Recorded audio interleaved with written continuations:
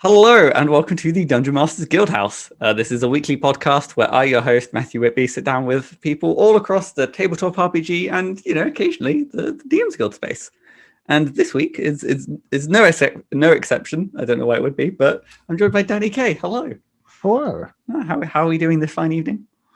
Pretty good to say I've had my first COVID jab today. I'm not feeling the effects yet. Dude, same. I had mine today. Oh, nice. Yeah, how are you feeling? My arm's a little bit sore. Yeah, but I was playing a bit of my Switch earlier during my lunch break at work. Yeah. Don't worry. I mean, if you were doing, I'm not going to rat you out. If you were playing your Switch during work, that's cool. Yeah, I was like, this is fine. And then about halfway through, I was losing. So I was like, oh, it's my arm. The vaccine arm. Yeah. No, that's the thing. It's like, but then I'm always like, I'm holding out for like side effects. Just because, I've had like people who get hit with the fever and everything, but I'm just. Oh yeah, I'm paranoid about my forehead at the moment. I'm like, oh, it's too warm. Is it the case of like, is this just British weather, or is this? It's been very humid today. It's the rain. It's sorry. So to get slightly on topic, because as much as people would like to hear two British people natter about both the English weather, and So what sort of products have you kind of thrown out into the world? Well, I'm still relatively new, so there's not been too much. I've got about 4 things under my belt, and 2 of them are one-shots, or one's a side quest one-shot. One's a subclass, and one is my first thing that I released, which I decided to do completely alone. It's just a big bestiary that I decided to do. It's got like 50-odd creatures, and I decided to write and research and draw for, and I was like, this is a great thing to do for my first ever thing. Yeah, so that's the kind of thing I've got. I think it's a natural trend for like you kind of first project is always surprisingly over ambitious, because you're like but so I guess first question is so how long ago did you kind of start that project? Or like, well, I started it probably end of September last year, and I released it in end of January. So that's the first release as well. So it's pretty much just been like. And was it? This is is it Kalstan's Encyclopedia of? That is, yes, Kalstan, Eoth Kalstan's revised. I can't even remember it. For me, the joke is the long title. I love it. It's just a joke for myself. It's kind of it's wizardly, isn't it? To kind of be a little bit like, I'm going to put every conceivable word in there. So it's Eoth Kalstan's revised encyclopedia of great animals and draconic beings. Oh, dude, I literally just pulled it up. That's word for word. You got it. So, I know. So what was it? Well, yeah, I mean, like, one question I was going to ask is like, so what made you think one day of like, oh, I want to get some 50 monsters together in a book? I'm always, since I started playing D&D, so creativity reignited in me. I mean, I've had a sort of history with creativity and stuff, but life gets in the way, and you sort of like, it sort of dies down as other things come into play. And D&D reignited that for me. I've DM'd for about 6 years now with 5e, and that's sort of where I started. But I've always been intrigued by sort of previous editions. So one day I was going through 3.5 monster manuals and going like, oh, there are so many great creatures. Why don't these exist? So I started just converting them. Then for some reason I moved on to subclasses, which is another thing I've got like 100 of for some unknown reason. I just one week I was just like, I want to do a creative exercise. I'm just going to convert old classes for fun. Yeah, because that's what you do. Yeah, no, I mean, listen, we can't judge in terms of. So yeah, so I've got like, I just had this backlog, and I was like, well, why don't I do something with it? I've been posting on Twitter for about a year, and people seem to like what I've been putting out. Why don't I see if people actually be willing to pay? So I take it, so the revised kind of encyclopedia then was a good chunk of taking kind of pre-existing monsters, or were there a good number of those that you kind of were of? A bit of mix, really. I mean, to be fair, most of it's just beasts and dragons for this one. I like to do themes, and it's also a way to milk my content and not just put it all in one thing. They kind of spread them out. Yeah. But I guess because there is still a good chunk of design in bringing things into like across editions. Because I imagine there are a good number of rules. So like, I mean, do you remember any particular like creatures or rules that were just like this? There's no way this easily exists within 5e now. Or there are so many. I mean, it's just the thing is that's some of the fun. I think translating. It's essentially translating. You know, you're looking at this thing like, oh, this has immunity to bull rush, and I'm like, I started in 5e. I don't know what bull rushing is, so I was like, I read about it, and I'm like, this doesn't work as a rule in this current edition. That might be controversial to some other people, but I thought, you know, don't want to complicate it. So it's just about picking and choosing what the essence of the creature is. There's no specific I guess there is actually like the different conditions like dazed and nauseated, which aren't quite poisoned or that, where it's like you take a negative to this. I think those rules were sort of like, how can I take this idea and put it in 5e without it becoming A, too complicated, and B, unique enough that it's not just like, well, why don't you just use this creature that has that exact same thing? So this is I guess because I don't know 3.5 at all. Bull rush sounds like, is it like a charging type ability where you can essentially knock someone prone? Or I believe so. Okay. I mean, it was ages ago I researched it, and then I kind of went, I don't need this in my life, so straight out. But yeah, I think it's essentially you charge into someone, knocking them prone, or go through their space, or that's overrunning. I think there is actually an optional rule for overrunning in 5e, but I don't know anyone that's used it. I don't know. I suppose it's nice to kind of have like the almost like the juggernaut effect of just being able to like barrel. Oh yeah, people. It's great. It's absolutely great. So from kind of some kind of I guess I'm about to say like zhuzing, as in I don't know why that word came to mind, but like vamping up creatures and dragons as well as kind of like some kind of like subclasses. Is then you kind of pivoted towards kind of adventures, or I guess kind of.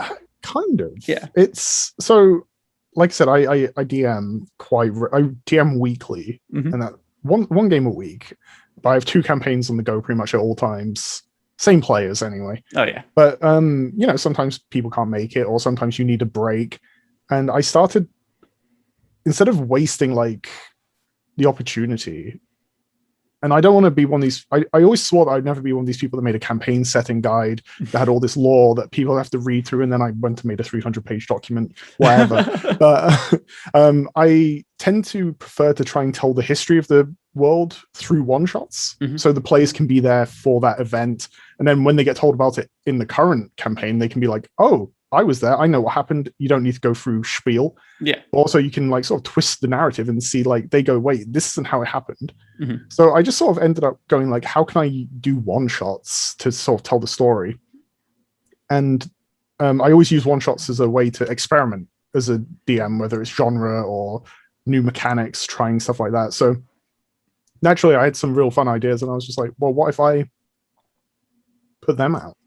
So talk us through what would you say is like one of the adventures that you're like, again, it's like picking children, but I guess like like particularly proud of, I suppose. The ones that I've just like released, or the ones I've run, because so far there's only 2 that I've released. One of them is definitely my favorite, but that's just because it's a bit of a weirder one. No, I do weird. Let's get weird. I don't know. Yeah, okay. So it sort of leads into a project I'm currently working on as well, to be honest. So it's quite a nice segue. But the most recent thing I've released is Bats Out of Cell, a vampire jailbreak, in subtitle, because it's essentially the party are vampires, and they have to break out of a jail. And it's an anti-vampire jail where there are, there's like garlic hanging on the ceiling just to throw them out. There's like, traps that are anti-vampire. There are sunlight, paladins. So I wanted to not just use the DM, the monster manual rules for like your player's a vampire. Here you go. I created a sort of mix and match, fairly simple. Like all vampires get these traits, and then you can pick one movement and one offensive one. So you can like hover, you can climb on walls, you can leap. Trying to take into account like a lot of the different stereotypes of vampires. So it's just a bit of a different one where players get to be just vampires, and they get to sort of just lean into that. And is it the case where they get to be vampires in addition to any sort of like class stuff, or is it the case that yes. okay, yeah. So they are essentially, you're just making it's honestly overpowered, and I'm not bothered at all. It's so fun because like everyone that played it, I did a few play tests and everyone seemed to have a great time. Because you just get to be a class, like your race, and then you get all these vampire things on top. So it's just like, it's just like an added layer of just like power. I mean, I suppose there is the kind of balancing of like everything in the the jail itself is designed to kill you in a way. So it's you are very powerful, but then it's a case of like, oh yeah, now you have all these kind of innate weaknesses that you kind of have to worry about. I mean, there are a few people that did perish in sunlight in the play tests, so I'll say that now that it's, even though you are super powerful, there is still quite a risk to breaking out of this jail. So where did the initial idea come from then? Was it the case of like you wanted to kind of experiment with like, I don't know, like giving players like this kind of character trait to deal with, or was it more? It goes back to the whole telling one like history through one shots. There are a few in there that are monster based, because I used to just run the game normally, but then I had like this epiphany when there were a lot of discussions happening, and I like the idea more that like, just because a creature is perceived as evil, it doesn't mean it is evil. So here's a different perspective. And that's literally where it came from. And I was looking through all the ideas, and then one day I just went, well, what if I try and do one for as many creatures in the monster manual as possible? And I think Ravenloft was coming out, Van Richten's Guide to Ravenloft, and I was like, well, vampires, perfect. So I pushed that one forward. It wasn't going to be the first one I did of the series, but I pushed that forward for the release of Van Richten's Guide to Ravenloft, and released it sort of a week after. So is the general plan, is this going to be essentially like a series of loosely connected adventures in the sense that they kind of focus around a particular creature? So there is actually a direct sequel to that one. This is a world exclusive. I was thinking of having like lycanthropes being able to chase down the same vampires that escaped. It wouldn't be directly like these are the same vampires, but it's very much in the, I don't know, DKCU. Let's go with that. But the current project I'm working on, to just sort of plug it real quick, is actually a compendium where I've actually gathered 9 other writers to do this. So we've got 9 people, well, 10 people, including myself, working on this sort of compendium of one shots where there are 10 adventures. Each one's a different creature. Nice. And it kind of all focuses around the players, being, I think that's, I must admit, I think that is like a really interesting design space that isn't necessarily explored enough. And particularly one-shots do kind of facilitate that. Like, I think, was it Kylinda has like a goblin heist, or like the one, or, there's like, was it Oliver Darkshard's Kobold? I forget the acronym for the Kobold one, but either way, I know what you're on about. But I can't remember off the top of my head. And I think it is a really cool space to like, especially within the scope of one shot. Like, you're not your bog standard, human fighter. You are, well, you still be a human fighter, but you have this added layer of his. You are Vladimir, the very powerful vampire human fighter. So I guess is there any? Well, I guess not. I don't know how much you kind of want to spoil, but with like these kind of 10 separate like one shots, what would you say is the most kind of, I guess, obscure creature that the players are going to be kind of dealing with? Oh man, purple worms. We're just throwing them in. A group of purple worms. I didn't want to just go. So there are 2 sort of stipulations I wanted to do with this. I didn't want it to just be like goblins or kobolds, that are actually already player races. And I didn't want it to just be stat blocks. So everyone sort of, I put out the pitch and I was like, look, everyone, don't just do a stat block. We're going to try and it's essentially make your own creature, and we've got a few different ones, and I'm looking forward to sort of the customization aspects of all of them and what they entail, because obviously not everything can be a class. I was going to say, can the purple ones be a class? Or I imagine that's probably no. But no. I guess they don't need to, because I imagine it exactly. The minds. Geez, I'm just trying to imagine like what comes to mind with like the idea of like 5 purple worms Like, I know it was a bit more of an out there one, but like the goal of this wasn't necessarily to be, subtle. I guess. but I can't think of anything more fun than literally a bunch of players be like, okay, well, we're a bunch of purple worms. I guess we're gonna go destroy stuff. Like, That's it. Let's go eat water deep, see what happens. Well, exactly. But yeah, we've got some fun ones in there. That's probably the most outlandish, though, I'd say. Nice, no, exciting.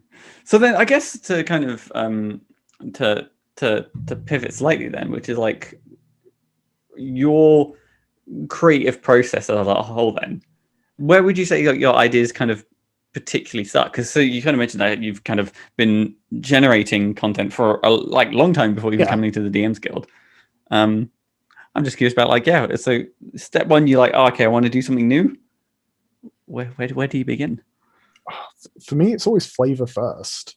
Honestly, I hear something or a concept, or I see a flavor of like a character trope in media, and I'm like, how can I do this? Yeah. So that's where it comes from, and then I'm like, okay, figure out the mechanics next, and then everything else is pain. Yeah. So that's sort of the step by step of my process. Interesting. So if we I guess with kind of bats out of cell, then what would you say was the kind of initial I'm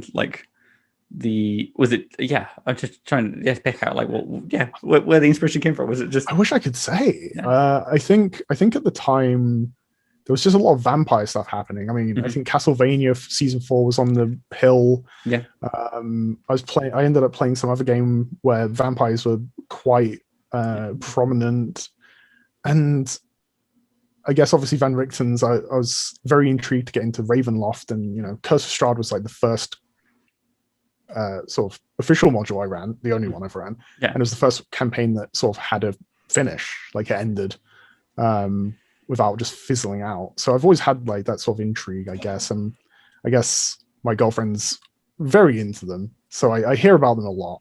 Nice. And I guess I was just like, okay, vampires, Van Richten's, it's coming out. What do I do now? And I was just like, jailbreak. So interesting. So that kind of leads into my next question, I think, which is like when it comes to adventure design in particular, I almost feel like there's almost like two schools of thought, which is either being like kind of event driven or necessarily being like location driven. Yeah. Would you say that you kind of fall into like one of the two camps mainly? Was it the idea like, okay, we have this prison, that's kind of or is it the events the characters go through in the prison that's kind of more important? I don't even know if it's. I'd say probably events out of those two, but I think my literal thing is like, oh, wouldn't it be cool to just do this tiny thing? And I'm like, how can I facilitate a whole thing just to let this tiny little thing, like, you can play as a vampire. Okay, how do I make that happen? Yeah. So it's I'd say event driven more than location driven there, easily. Yeah. And I guess this is more getting into like the nitty gritty, but how did you go about like designing a prison? I mean, so prison is very generous. It's literally sort of a 3-room building, because I tried to keep it simple, and I used the sort of the model of like the 5-room dungeon, which is the first time I've used it really. But I didn't want to overdo it.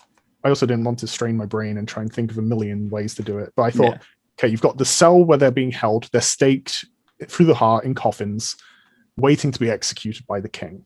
So, but lo and behold, one of the stakes falls out and one of the characters is free. Yeah. So that's how they get out. It's very convoluted, but it's a one shot. It's you just lean into it. Yeah. And then it's like, okay, we've got traps. What do vampires hate? Garlic, stakes, sunlight, holy water, running water. And I guess the prison initially came into thought because I thought, oh, well, how would they just not turn to mist and go away, or turn into a bat and fly away? A waterfall, running water. Yeah. Instant deterrent, goes over the one exit of where you've either got sunlight, a shaft of sunlight, or just a running waterfall. So it's like, do you want to burn, or do you want to just die in water? Yeah, I must admit, the vampire like trait of like being harmed by running water was always, I don't know, it always seems like a weird one to me. It's one that I don't know is necessarily like my mind goes to like Buffy the Vampire Slayer, and it's always like stakes and sunlight, and maybe but yeah, I don't know. It's a weird one. I'm not sure where it comes from, to be honest. It's probably like from folklore and all that, but like I've never researched the intricacies of vampire lore, to be honest. I guess it kind of gives you, again, it kind of goes the idea of like it's creative problem solving. So it's the idea of like, if I were to, like, hypothetically speaking, if I wanted to keep a vampire prisoner, which, you know, hypothetically, legally I can't, you know, confirm or deny. Yes. I would probably, having a castle beneath a waterfall, like surrounded by one, or just like, you know, in kind of direct sunlight.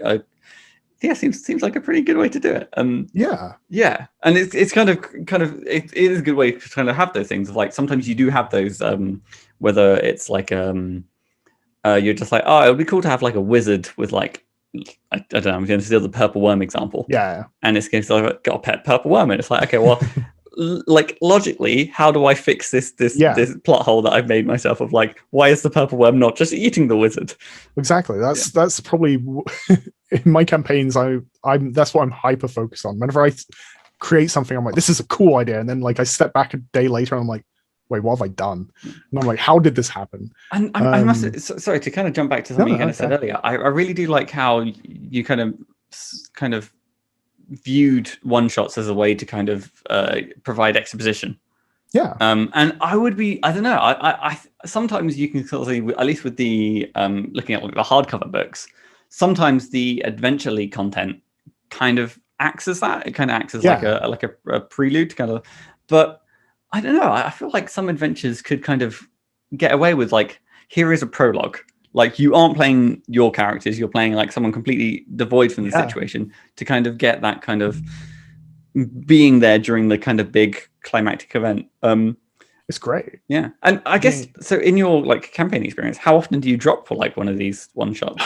Not regularly, because like I said, I've got 2 campaigns on the go. I want to sort of, I don't like to skip them, but it's usually if, 2 people, it's usually if like a character integral to the plot at the time, if the player can't make it, I tend to be like, well, might as well run a one shot here. And I also do them leading into a campaign. I've done, my last 2 campaigns had 3 one shots each that led into it, that based on like, one was like the setting, one was just like another bit of lore in the world. One let them play as the pirates, that they would be the antagonists. Oh, nice. And then this newer one, it was more like, it's a bit more political intrigue. So part of it was like setting up the setting, how it happened, or how it got to the stage where it could happen. And then one was just sort of like a last stand of this royal guard, which is great when you just tell people, look, your characters will probably die, so don't be afraid to just have that blaze of glory. But they're great times to just experiment with different styles and let players do things that their characters may not get to do in a campaign. Yeah, the Last Stand. It makes me think of the was it Fall of Reach, or like the Halo Reach had a really good, such a cool moment. I did want to ask as well. So across like the kind of the catalog of products you have, and you've got quite again. I always like stumbling across people who have like a diverse range of like. Is there any particular reason why you just kind of like jump, like not to say jumping about all over the place, but like I mean, to be perfectly honest, my favorite things are like designing creatures and spells and magical items, and you'll see that I've done basically one of those so far. But I guess I've always been someone that just, I get bored working on the same thing over and over and over. So part of me just goes, well, I want to work on this now. It's not some complex motivation. It's usually like, well, what product's coming out that can sort of loosely tie? Or what am I feeling at the moment? So, and I wanted to kind of tap on a little bit, because you mentioned doing a fair bit of like subclass design as well. Yes. And I do like the process of subclass design, because it has some of them has that kind of good tinge of like being almost formulaic. Yes. Which is kind of nice, because you know that like, okay, well, they have this sort of ability, this What are some of, I guess, in your like experience, what are some of the favorite classes you enjoy to kind of design for? I tend to like to design for the monk and the fighter. Interesting. I mean, I've always been a fan of the monk class, the concept of it. Never got to play one yet. I played one in Pathfinder, and that was an experience. A bit complicated for my literally first tabletop like experience. But fighters are one of those classes that I've always found. I don't want to say it because like I follow a lot of people that absolutely love fighters, and they're cool. I just think they are a bit until Tasha's they were a bit boring. Yeah, I think vanilla is like the case of vanilla. Like, we'll go with vanilla. That's nicer. Yeah, they are the. I think they're the easiest class to sort of get into, and that's great. And I love that they have their job and it's perfect. But I've never, until the Rune Knight came out, I was like, I don't want to play a fighter. There's nothing here that I enjoy.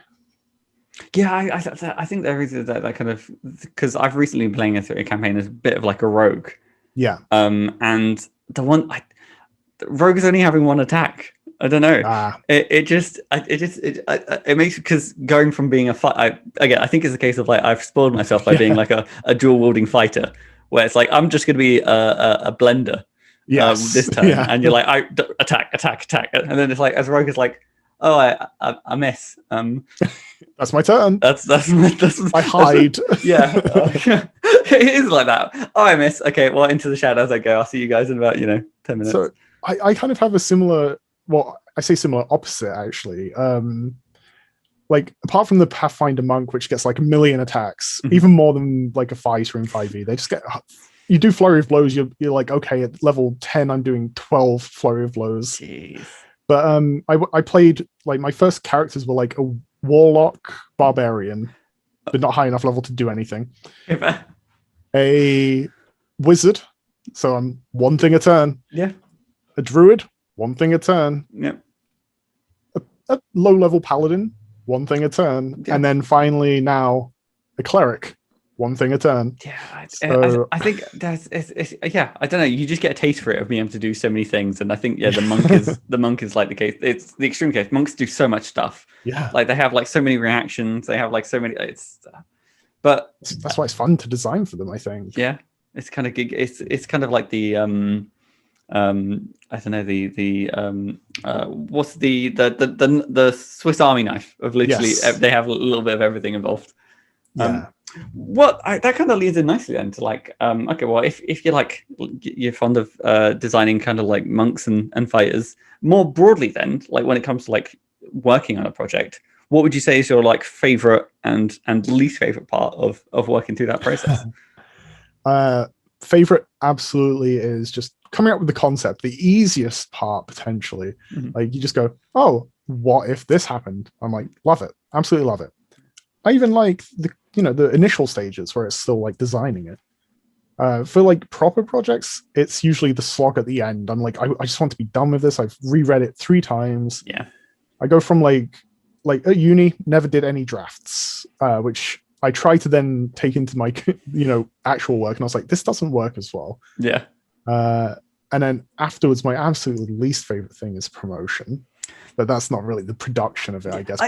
Marketing is it is like an integral part, and it's kind of particularly with how much the DM's Guild in particular, and triple more so for like drive-through RPG. The sheer number of day-to-day publications and everything. It's hard to kind of get out there, and so many social medias are essentially a hellscape in the nicest sense of the word. Yes. I mean, I mostly just promote on Twitter because I'm like, I can't do anything else. Everything else is too much. Because it seems like you have like an interesting, because I've chatted to people before who, before publishing on DM's Guild, they came up almost through Reddit. Yeah. And that was kind of how, but it sounds like you kind of came up through Twitter, which I'm curious about how you kind of found that experience of like. I tried Reddit. I did. But I kind of got put off when one of the barbarians I converted was the hulking hurler that throws things. Nice. And one of the abilities is literally just you throw something, it does splash damage. And I got put off by Redditors when they said, and this is not dunking on all Redditors, not all Redditors, but one was like, well, you should change it to you choose who gets hurt by this. And I'm like, you're throwing a meteor into a bunch of people. You choose who you attack. And I was like, I think the thing with Reddit is that they tend to overbalance things, and focus more on the mechanics than the flavor and the mechanics. Yeah. Whereas like Twitter, I found that a lot of people were commenting more on the flavor, and that's what I aim for. Like, I want something to feel exciting for you to go like, oh, I can get a concept of this idea of this character. I've never really made anything. I've never designed anything to be like an optimal build. Like, this isn't like the fighter that you have to be to slay a Tarask single-handedly. It's always like, well, here's a fighter that uses a shield, but it's not a knight. I was very inspired by, like, I guess more African or Mayan or Aztec sort of designs where shields were not exactly heavy, armor wasn't heavy, and it was more of a, like, they're called the shield masters in the design I've done, where it's more like you're flexible with the shield. Yeah. So I've always wanted that flavor rather than does it compare to the battle master, even though it has similar abilities. And that's another case of, like, I mean, like, there's balance is beyond the point of being kind of subjective. It's a case of, like, it's fluid, and again, it's a case of, like, in one situation it's the most balanced thing, and another thing it's like the most kind of broken. Did you find, like, I guess it's always that sometimes there's that interesting pivot, at least with, like, people who've been on Reddit, is that when they were releasing stuff kind of like for free and stuff, Reddit is like, oh, we love it and stuff like that. And then the moment you shift, they're like, oh. Yeah. Did you go through something similar on Twitter? Or no, it was completely the opposite. People, I was sharing, like, I'd shared in these stat blocks, like, for a year before I said before I started publishing, I was sharing stat blocks and subclasses. I still do. Yeah. Though I'm more conscious now. I'm like, well, if I release too many things like close to the thing, why don't, I was like, can I charge money to people? But I released the bestiary after sharing pretty much everything that was in there already. And people were on the lead up, they were beyond excited. And that was weird to me, because I never really saw myself as like a designer. I was just sort of some guy that was posting things on Twitter, and then people were like, oh, that's cool. And then they were like, oh, this bestiary, tell me when it comes out so I can buy it. And I suppose it kind of like, the role of designer sneaks up on you, and it's a case of, like, the moment you start creating anything, you're a designer. It's like, you get it. Exactly. And I'm like, but no, this person that I admire is the designer. I'm just some hack. No, I don't think that goes away. No, awesome. I kind of agree that the concept fate, like, it is really kind of easy to kind of get into that kind of generation, and you have the ideas kind of stack and build up, and you look at, like, I've got these 30 really cool ideas that I would love to kind of like, but I'm stuck on this one. But then I guess over everything that you've kind of done, has there been any particular design choice that you've made that you're, like, particularly proud of, would you say? There's one subclass that I haven't released yet on DM's Guild, but it might make its way up there. And that is, I created the Fen Stepper Ranger. It's basically a swamp-based ranger. I focused on mobility and maneuvering around a swamp. Yeah. It's not like the most flashy of classes, but it does have this one feature that essentially, when an attack of opportunity happens against you, if it misses, it does one thing. If it hits, it does another thing. And I like that flexibility that, like, it's not a fail. Like, I've always been a sucker for branching features and choice. And, like, if one thing happens, it does this. One thing happens, it does that. So it's less situational and more flexible. Yeah. And I think that's probably where I say is my favorite designed feature. No, I think I'm 100% with you in some of the subclasses I've designed. I always do kind of lean towards, particularly, like, a few clerics that I've done, having spells that can both heal and harm. Yes. Or have that. It's just nice play space, because it kind of gives you that it gives the player flexibility, and they can kind of build whatever they want around it. I did design a spell that quite recently that is like a cleric spell that sheaths light everywhere, and if you're a friend, you get healed in that light, and if you're a foe, you get, like, harmed in it. It's wonderful. I love those mechanics. How do you find designing? Because sometimes I find when I'm designing subclasses that some of the features kind of, they're bastardizations of spells in how do you find about, like, when it comes to, like, designing spells or like class features as individuals to kind of not make them too much like, things that exist already, or does too much in once, I think that I just forget that everything else exists as I'm focused on this one thing, and I'm just like, oh, this is great.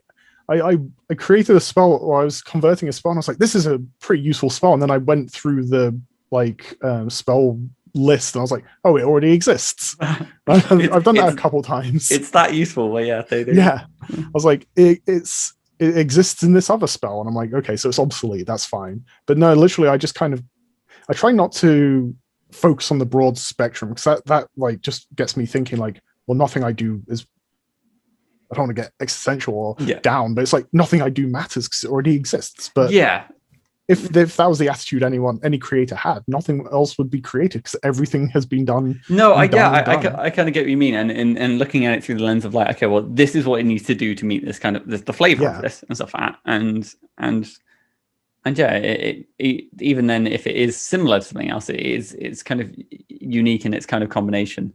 Yeah, that's what I was going to say. Like, if you have something that's similar, well, how does it play with your level 7 ability? You know, like, does the level 3 feature like have more synergy or different synergy with the subclass? So ultimately, yeah, flavor first. If it's similar, I'll maybe like go, oh, it's a bit too similar. Change it up so it's the same-ish, but like gives you that like different path. That's probably like where I draw the line. Yeah, I must admit, the Ranger is an interesting one. I must admit, I feel bad because I was about to say that like I think it's a class that I forget about the most. I'll say now, Rangers are Monks' favorites. Really? So yeah, I don't know why. Maybe it's because everyone dunks on the Ranger, but I'm like, yeah, I love them. Yeah, no, I've got in one of the campaigns I'm running at the moment is I do have like a Ranger, but it's kind of a Beastmaster, and we're using some of the rules from Tasha's, which is definitely kind of helped improve, and they're I don't know, sometimes it is hard to kind of distinguish them from like they're like a spell, almost like a spell casting fighter, but not quite. What's the I see them as like fighter meets druid. Yeah, just like paladins or clerics meets fighter, you know. The Venn diagrams of all the classes. Exactly. But no, the Ranger I played was revised Ranger. I have to say, I have to put that out there. So it's already instantly a bit better. And I made him essentially just a bounty hunter, an urban Ranger. So it was a bit flavor different. But yeah, I do know what you mean. They've really struggled with the Ranger. I think a good amount of it kind of leans into the fact that they're kind of terrain based, aren't they? It's a case of like I think it depends heavily on the setting.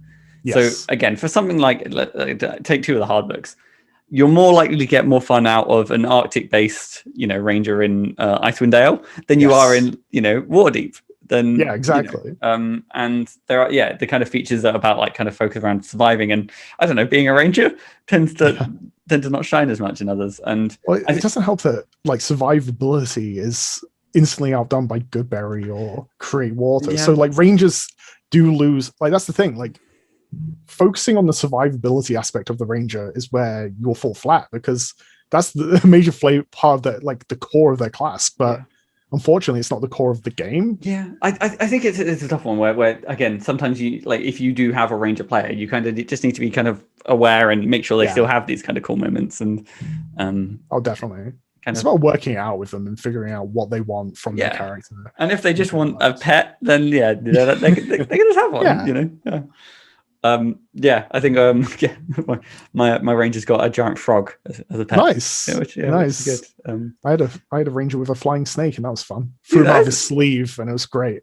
That is surprise snake. I like the idea of a hidden weapon. It's just a snake. Yeah, that was great. Jeez. Yeah, that sounds scary. I don't like the idea of me just having a conversation with someone and they've got a snake in their sleeve, ready to unleash it at any second. Oh, exactly.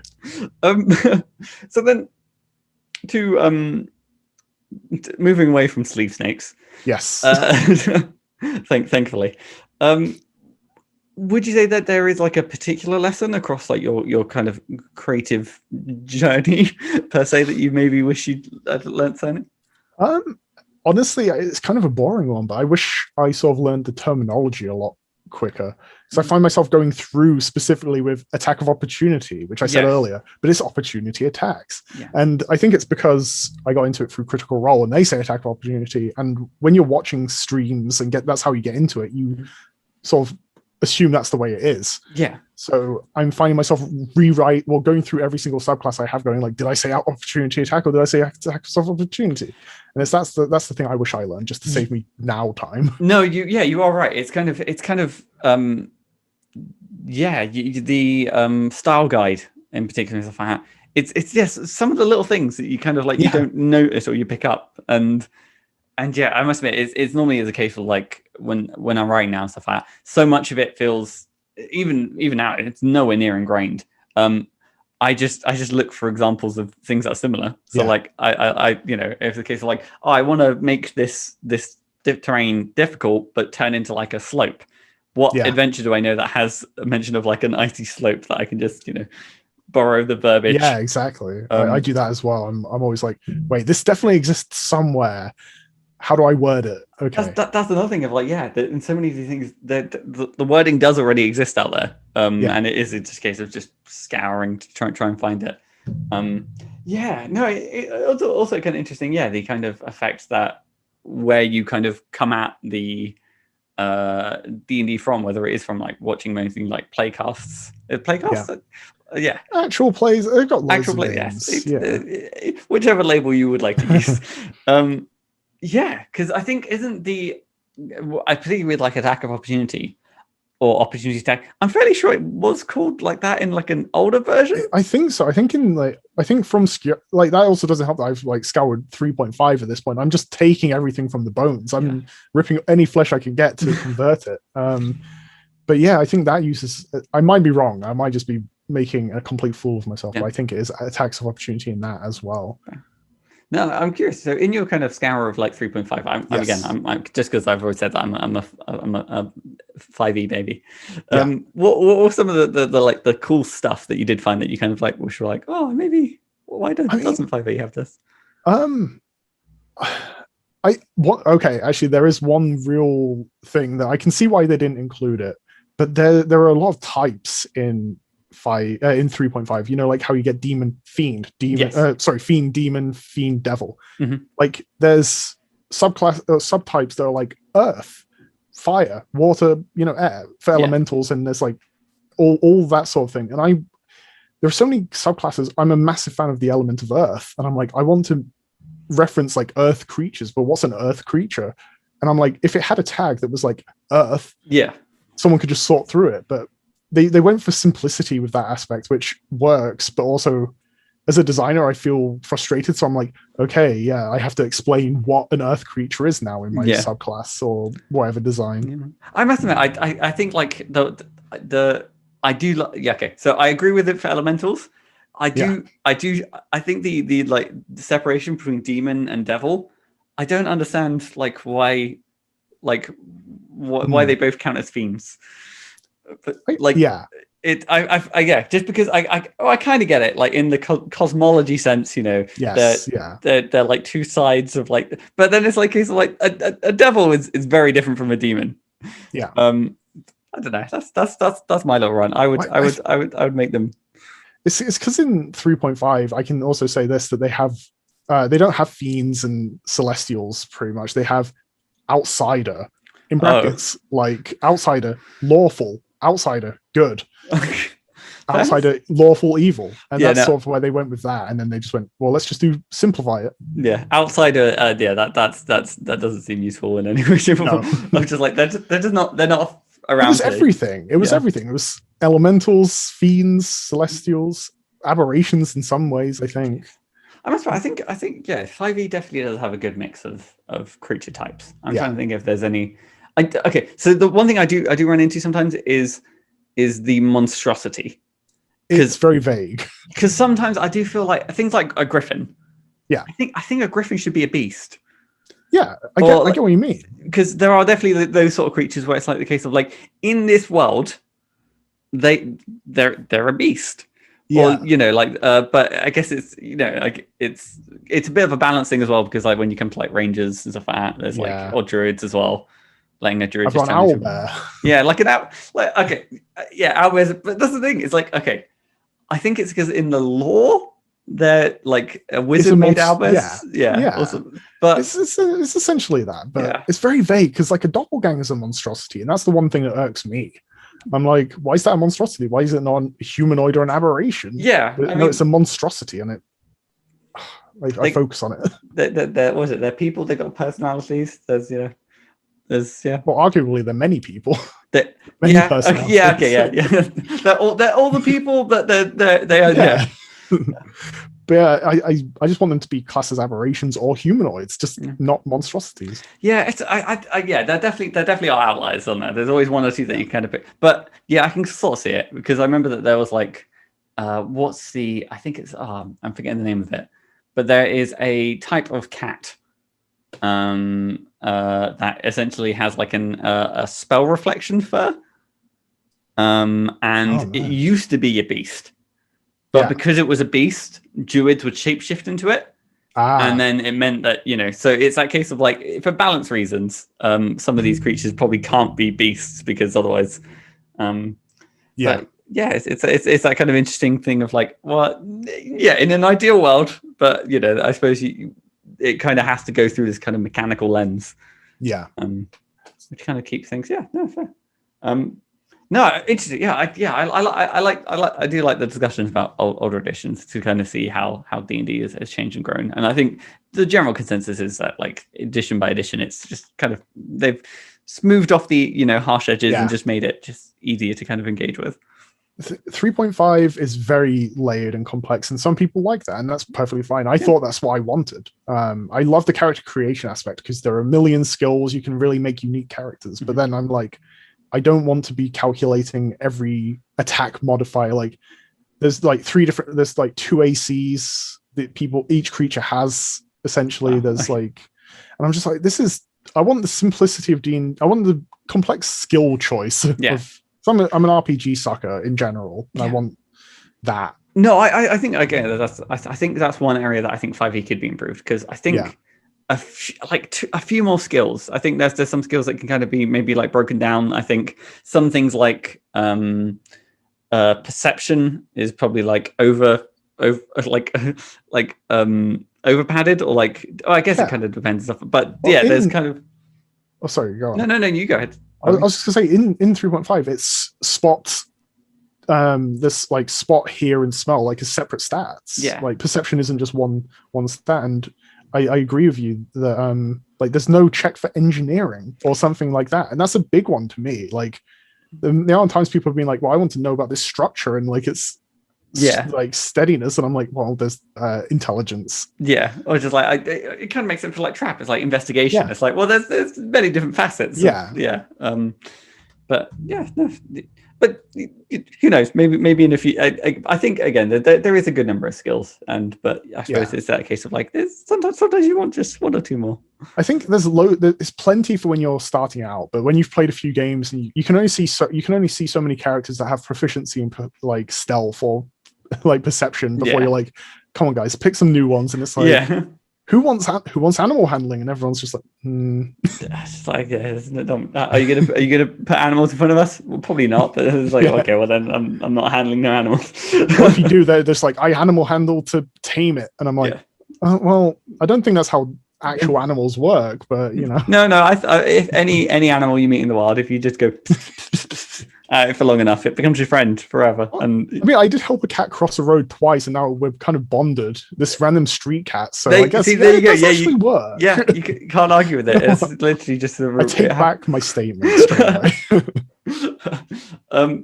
So then, looking kind of towards the future, then, and the community as a whole. Would you? So you kind of mentioned that you don't imagine yourself being the type to kind of throw a setting at your players per se, but aspirations to maybe write a setting one day. I mean, the thought's there, but I guess it kind of conflicts with my philosophy of like there are already high fantasy settings everywhere. I know a lot of people are like wanting Greyhawk, and I'm just like, but we've already got a high fantasy setting. Give me something else. And like my setting is already high fantasy. I just feel like you already get this. So how about I give you stuff from my setting for your setting? That's sort of where I'm coming from. Yeah. I mean, if we're talking about aspirations, it's actually I want to release a full class. I've made Interesting.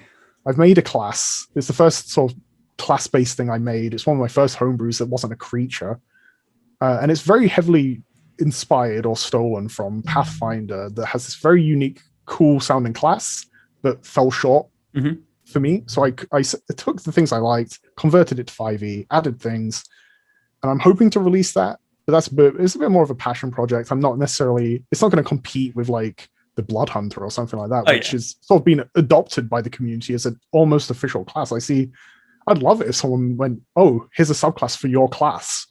But classes, they are their own kind of they are their own beast. It's like the amount of kind of, not to go back on what we said about like the balancing as like being there, but it kind of is at the subclass level. It's easier to kind of have that, but at the class level, it's hard. It's hard. Yeah.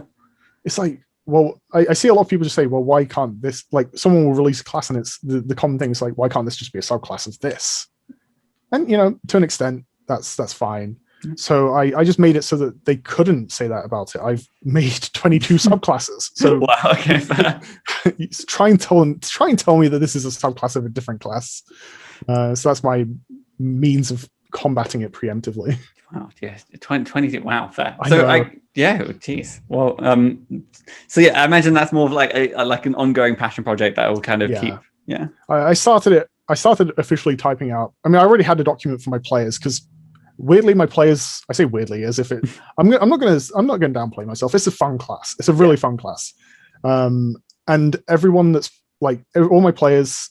They love it. I've got 2 in one game. Wow. They're playing this class, and people keep wanting to make more. So is it kind of does it kind of have its own kind of like resource system as opposed to like? So essentially, it's mechanically similar to a paladin in a lot of ways. If a paladin is a fighter cleric and a ranger is a druid fighter, this is a barbarian sorcerer. Interesting. So they have essentially a rage. So it's a bit different. It's a lighter version of the rage. It doesn't give them like physical resistance. It's like each bloodline has its own element tied to it. So depending on your subclass, you get a different resistance when you blood rage. You do have something similar to a divine smite that's more elemental. But you essentially, it's another half caster essentially. But where the real uniqueness comes, essentially you're meant to get into fights. You block magic. It's a barbarian light with some spells. Yeah. Which sounds like a horrible mix, but I promise it's somewhat fun. No, I mean, it kind of makes sense. There is kind of some kind of overlap. The idea of maybe innately they're not going to be as tanky as a barbarian, but having that kind of tankiness to magic is essentially. They like later on you can essentially you always have advantage on friendly spells, so people can just cast the AoEs in. And you can just be like, and I think it's essentially evasion for those spells as well. Yeah. That is a cool feature. I mean, I think we've all had those conversations where it's like, I want to throw a fireball, but X is in the way, and it's like, well, just throw it. It's like, no, it'll hurt you. It's like you're a monk, so if you have evasion, but I still don't want to do 20 points of damage to you. But really, the flavor lies in the subclasses where, like, if you're a demonic one, there is demon, there's infernal, there's angel. Wow. There's basically every kind of like creature you can get almost. Nice. It comes back around about dipping into the types. I mean, I love the planes, so naturally I'm drawn there all the time. But like the demon one, you essentially take on a form of a demon lord in some way. Like you can become like a Baphomet. You essentially enlarge every time you rage with the demon one, and you can be Baphomet, Yinogu. Nice, you can kind of tap into like the separate, and then at different levels, you get different tiers of demon lord as well. That's the one thing that I sometimes always find with like, particularly anything that kind of taps into like the abyss or the nine hells. Yeah, I think there's that tough point of like, okay, do I tie it to one of the demon lords? Oh no, I went 6. All of them. But no, because I mean, you want to give players the choice. Exactly. That's the fun part. So there are loads. There's like the aquatic one, which is the weakest by far. It only works if you're near water, but the flavor's there. So if you don't mind me asking, what's the name of the class? Oh, it's the very edgy blood rager. Ooh, that yeah. I Yeah. mean, it's got the right amount of it, but I mean, Yeah. it does what it says on the tin. Yeah, exactly. Get And the it's for special fun. rage from your blood. Exactly. And so I do plan to do that. I've got some Blood Rages specific spells and feats I'm going to throw in, Oh, nice. that kind of thing. So hopefully at least one person wants it. Yeah, no, I must admit, I was chatting the other day. It's like, yeah, class feats are an interesting kind of area that hasn't necessarily been toyed around with enough.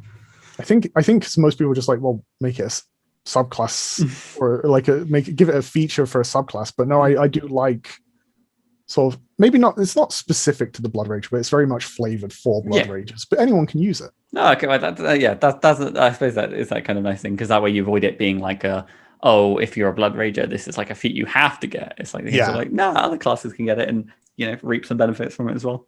And yeah, I mean, the spells are very much, they can be applied to anything, but like they're very much themed on it. Like you get one that you deal damage to yourself you can do like 5 points of damage to yourself to do 5d6. Wow. Okay. So it's, I'm also a big fan of, like, I know 5e isn't, but I'm a big fan of risk, like you take damage to do more damage, or you have to suffer, you risk it to get the biscuit in some ways.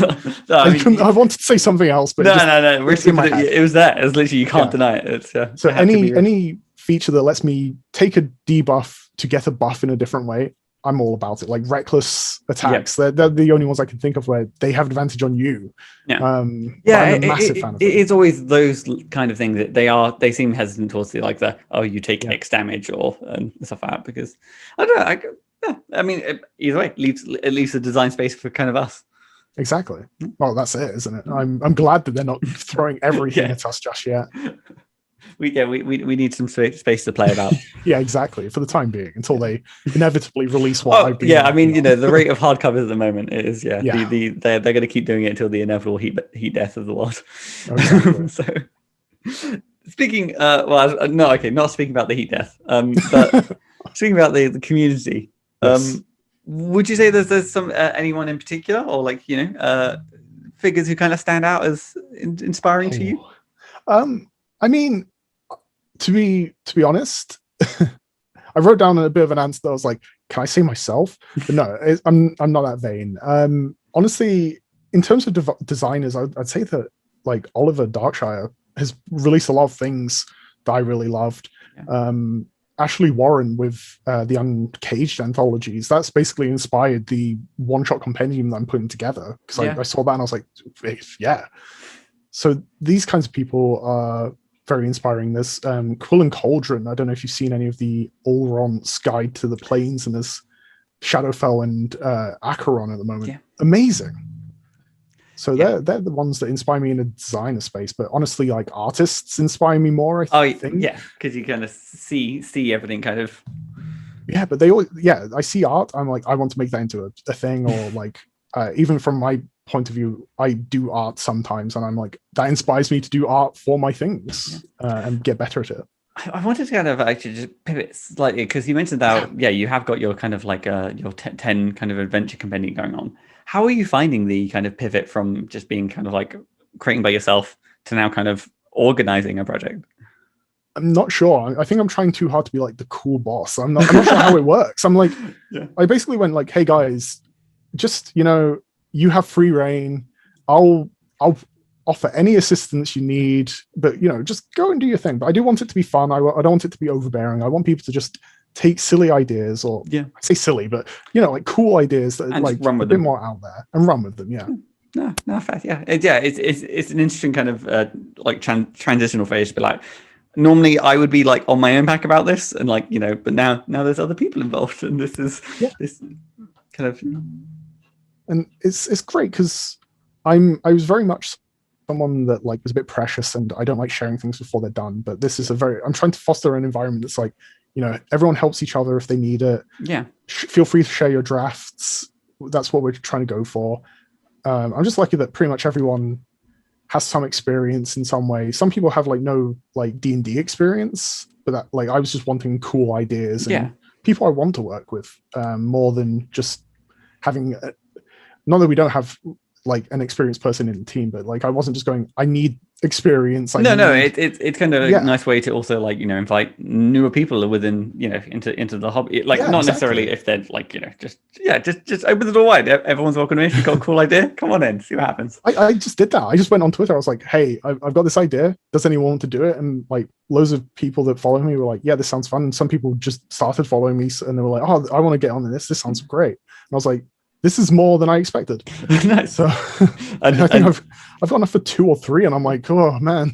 And now I'm a project manager, just like that. Oh man, yeah. I mean, I'm still working on something on my own just to keep myself sane. I think. It's kind of nice to have those kind of nice.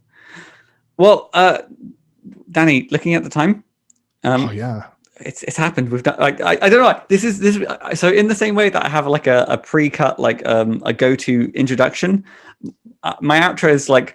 We've done it. We've look at the time. We've done. We've made it. We've made it. I feel like it feels like a feat. We've achieved something this day. But as always, because I always say this as well. I'm becoming like a character of myself. But before leaving, I do always want to ask, what is some of the stuff you're currently working on, and where can we hear about it? Because that's what people want to do. Well, apart from this one-shot compendium, I think the name's still on the edge. I think it's turning the tables at the moment because it's creature NPCs. That's not my idea, unfortunately.